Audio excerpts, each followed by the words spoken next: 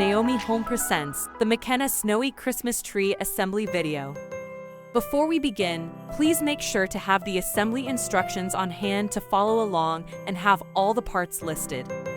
This artificial Christmas tree comes as shown with pre-assembled lighting that makes setting up that much easier.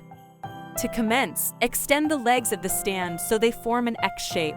Thread the eye bolts into the stand. Insert the bottom section of the tree onto the stand and tighten till the pole is firmly secured. Then insert the middle section of the tree onto the bottom section.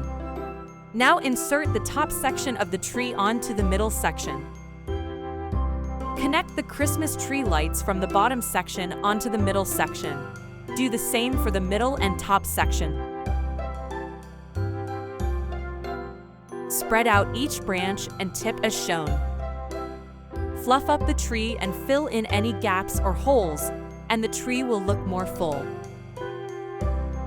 And there you have it. Your Makenna Snowy Christmas tree is complete and ready for use. Thanks for watching. Please like, subscribe, and share for more Naomi Home content. You can find the product link and more in the description below.